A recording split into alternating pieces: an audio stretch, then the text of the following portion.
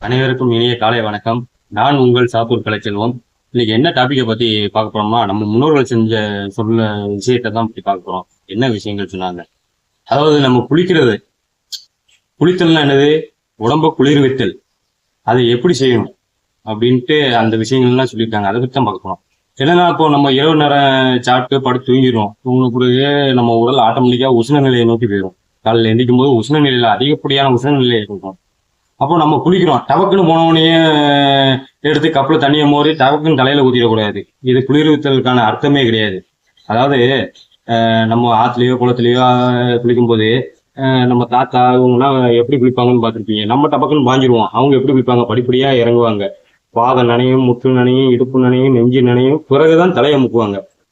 என்ன காரணம்னா, இப்போ உடல் உஷ்ண நிலையில இருக்கும். இரவு தூங்கி எந்திரிச்ச உடனே அந்த உஷ்ண நிலையை எப்படி போக்கணும்? இப்ப வீட்டுல குளிக்கிறோம், இப்ப ஆத்துலலாம் தண்ணி இல்ல, குளத்துலயும் தண்ணி இல்ல, எங்கேயும் குளிக்கிறதுக்கு வாய்ப்பு இல்ல, வீட்டுலதான் நம்ம குளிக்கிறோம். கப்பல எப்படி குளிக்கணுமோ, முதல்ல எடுத்த உடனே கப்புல தண்ணியை கோரி 2 கப்பு தண்ணிய பாதத்துல ஊத்தணும். பாதத்துல ஊத்தும் போது அந்த பாதத்துல உள்ள சூடு முட்டுக்கு வந்துடும்.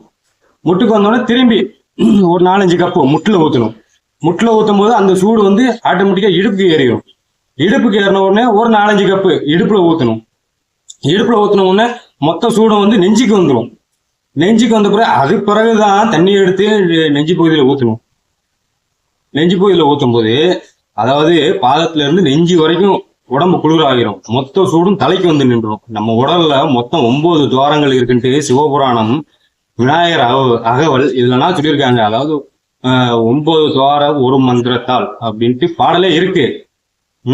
அதெல்லாம் சொல்லியிருக்காங்க. 9 துவாரங்கள்னா என்னது? 2 கண்கள், 2 மூக்கு துவாரங்கள், 2 காதுகள், 1 வாய், போக சிறுநீர் கழிக்கும் துவாரம் 1, மலம் கழிக்கும் துவாரம் 1, மொத்தம் 9 துவாரங்கள். இந்த 9 துவாரங்கள் வழியாக தான் நம்ம சூடு இதுனா ஆட்டோமேட்டிக்கா வெளியேறும். இப்போ நெஞ்சு பகுதியில் வரைக்கும் குளிர்ந்துட்டு மொத்த சூடும் தலையில நிக்கி. அதுக்கு பிறகுதான் தண்ணி எடுத்து தலையில ஊத்தணும். தலையில ஊத்தும் போது இந்த முகத்துல தலையில இருக்க துவாரங்கள் வழியாக நம்ம சூடு புல்லும் வெளியேறும். இப்படிதான் நம்ம உடம்ப குளிர்விக்கணும். அதுதான் காலப்போக்கில் மருவி குளிர்வித்தல் என்ற நடைமுறை குளித்தல் அப்படின்னு மாறிடுச்சு. நான் குளிக்க போறேன் அப்படின்னு சொல்றாங்க. இதுதான் அடிப்படை நோக்கம். முன்னோர்கள்லாம் கடைபிடிச்சது. உடம்ப குளிர்விக்கிறதுக்காண்டி காலை மாலை இரு வேளையிலும் குளிர்விப்பாங்க. போக 2 வேளையிலும் மலம் கழிக்கிறது ரொம்ப அவசியம். காலையிலையும் மலம் கழிக்கணும், மாலையிலையும் மலம் கழிக்கணும். அப்பதான் உடல்ல உள்ள அனைத்து கழிவுகளும் வெளியேறும், உடல் தூய்மை அடையும். இதை செஞ்சு பாருங்க. இதை ஃபாலோ பண்ற எல்லாரும் இதை செஞ்சு பாருங்க. உடலை குளிர்விக்க தினமும் காலையில் போய் குளிக்கும் போது இதை செஞ்சு பாருங்க. ஆட்டோமேட்டிக்கா ஒவ்வொரு ஸ்டெப்பா பாதத்துல இருந்து, முத்துல இருந்து, இடுப்புல இருந்து, நெஞ்சில இருந்து, அதுக்கடுத்து தலையில ஊத்துங்க.